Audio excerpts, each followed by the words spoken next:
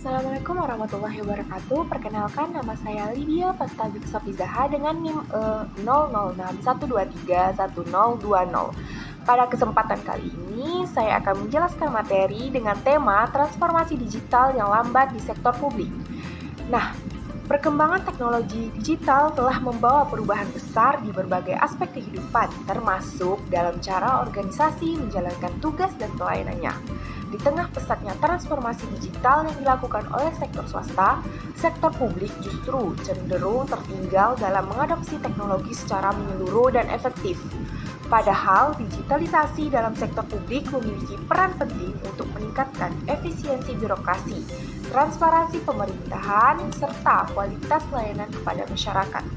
Lambatnya transformasi digital di sektor ini menjadi persoalan serius yang dapat menghambat kemajuan dan pelayanan publik. Faktor-faktor seperti birokrasi yang kaku, keterbatasan anggaran, kurangnya sumber daya manusia yang kompeten di bidang teknologi, hingga regulasi yang tidak adaptif menjadi penyebab utama terhambatnya proses digitalisasi di lingkungan pemerintahan. Oleh karena itu, perlu adanya upaya yang lebih serius dan terarah untuk mendorong percepatan transformasi digital di sektor publik agar tidak tertinggal dalam era modern yang serba digital ini. Nah, permasalahan utamanya yaitu birokrasi yang kaku dan lambat. Struktur birokrasi di sektor publik cenderung hierarkis dan prosedural. Proses pengambilan keputusan yang panjang membuat adopsi teknologi membutuhkan waktu lebih lama dibandingkan sektor swasta yang lebih fleksibel. Yang kedua yaitu keterbatasan anggaran dan alokasi dana. Dana di sektor publik seringkali terbatas dan dialokasikan untuk kebutuhan mendesak lainnya seperti infrastruktur, kesehatan, ataupun pendidikan. Akibatnya, inovasi teknologi tidak menjadi prioritas utama. Yang ketiga yaitu kurangnya sumber daya manusia yang paham teknologi. Banyak instansi pemerintah belum memiliki tenaga kerja yang memiliki kompetensi di bidang teknologi informasi dan digital, sehingga sulit untuk menerapkan sistem baru secara efektif. Yang keempat yaitu regulasi yang tidak mendukung perubahan cepat. Kebijakan dan regulasi pemerintah seringkali belum mampu mengikuti perkembangan teknologi yang sangat cepat, sehingga menjadi penghambat bagi penerapan sistem digital baru. Yang kelima yaitu resistensi terhadap perubahan atau change resistance. Adanya ketakutan terhadap perubahan atau kehilangan pekerjaan akibat otomatisasi membuat sebagian aparatur enggan menerima atau menggunakan teknologi baru. Selanjutnya yaitu faktor penyebab lambatnya adopsi teknologi di sektor publik. Yang pertama yaitu regulasi dan kebijakan yang kurang fleksibel. Peraturan yang mengatur penggunaan teknologi di sektor publik seringkali ketinggalan zaman dan tidak cukup adaptif terhadap perkembangan teknologi yang sangat cepat. Yang kedua yaitu kekhawatiran terhadap risiko politik dan audit. Inovasi teknologi bisa melibatkan risiko besar seperti pemborosan anggaran jika proyek gagal. Kekhawatiran terhadap pengawasan publik dan audit membuat banyak pejabat bersikap konservatif dalam mengambil keputusan. Dan yang ketiga, kurangnya kolaborasi dengan pihak swasta atau teknologi. Sektor publik tidak selalu membangun kemitraan yang kuat dengan perusahaan teknologi. Padahal kolaborasi ini bisa mempercepat proses inovasi dan digitalisasi. Nah, selanjutnya yaitu dampak tambahan. Yang pertama, tingginya biaya operasional. Tanpa teknologi yang efisien, proses manual membutuhkan lebih banyak tenaga kerja, waktu, dan sumber daya fisik, seperti kertas, ruang arsip, transportasi dokumen, dan lain-lain. Hal ini menyebabkan biaya operasional menjadi tinggi dan tidak efisien secara anggarannya. Nah, yang kedua yaitu minimnya aksesibilitas dan inklusi layanan publik. Masyarakat di daerah terpencil atau yang memiliki keterbatasan fisik dapat kesulitan mengakses layanan yang ada jika belum tersedia secara digital.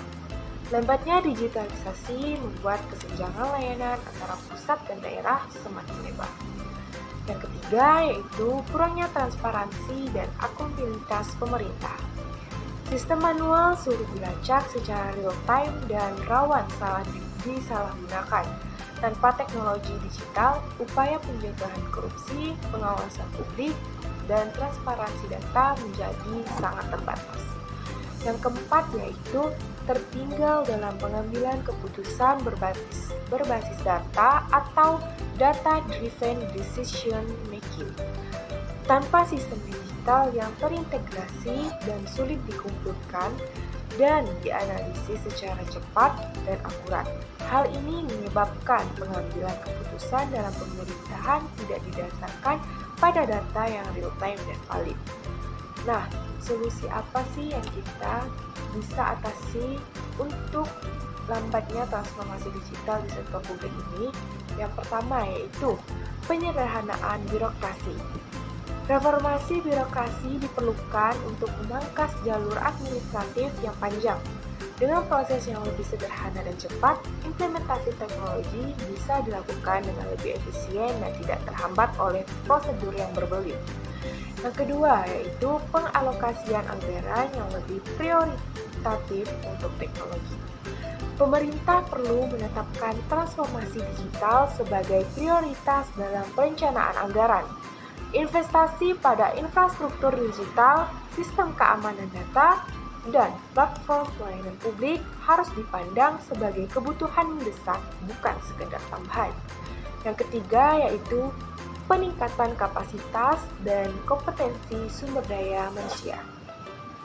Aparatur sipil negara perlu dilatih secara berkelanjutan dalam bidang teknologi informasi dan digital. Pelatihan sertifikasi dan program literasi digital harus menjadi bagian dari pengembangan kapasitas sumber daya manusia pemerintah. Yang keempat yaitu pembaharuan regulasi dan kebijakan teknologi. Pemerintah harus memperbarui regulasi agar lebih fleksibel dan adaptif terhadap perkembangan teknologi yang ada. Ini mencakup regulasi pengadaan teknologi, privasi data, serta keamanan siber. Yang kelima yaitu penguatan kolaborasi dengan sektor swasta dan teknologi.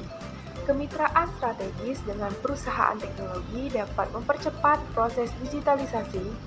Sektor swasta memiliki pengalaman keahlian dan inovasi yang dapat diadopsi atau diadaptasi oleh pemerintah.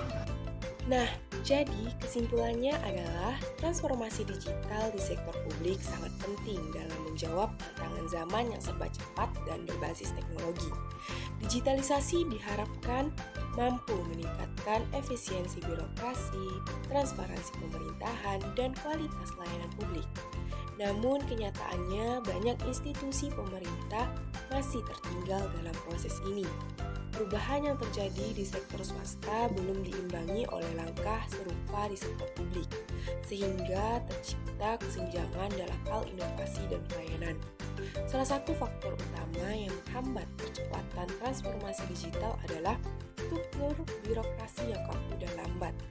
Prosedur yang panjang dan hierarki yang kompleks menyulitkan proses adopsi teknologi ini. Selain itu, keterbatasan anggaran juga membuat pengembangan sistem digital tidak menjadi prioritas utama, terutama ketika pemerintah lebih fokus pada pembiayaan sektor lain seperti infrastruktur atau kesehatan. Kurangnya tenaga kerja yang menguasai teknologi informasi juga memperburuk situasi ini. Regulasi yang tidak adaptif dan kekhawatiran akan risiko politik atau audit turut memperlambat langkah digitalisasi. Banyak pejabat publik cenderung menghindari risiko yang muncul dari inovasi teknologi, termasuk kemungkinan kegagalan proyek digital yang bisa menimbulkan sorotan negatif. Lambatnya transformasi digital membawa dampak serius seperti tingginya biaya operasional akibat proses manual, kesenjangan akses layanan publik, serta kurangnya transparansi dan akuntabilitas dalam pemerintahan. Selain itu, tanpa dukungan teknologi, pengambilan keputusan sulit didasarkan pada data yang valid dan real time, sehingga efektivitas kebijakan publik menjadi kurang optimal. Untuk mengatasi hambatan ini diperlukan reformasi birokrasi, pengalokasian anggaran yang lebih berpihak pada pengembangan teknologi, serta peningkatan kapasitas sumber daya manusia melalui pelatihan digital.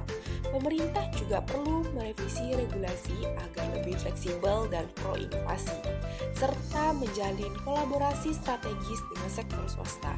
Dengan langkah-langkah tersebut, sektor publik dapat mengejar ketertinggalannya dan mewujudkan pelayanan publik yang modern, inklusif, dan adaptif terhadap perkembangan teknologi.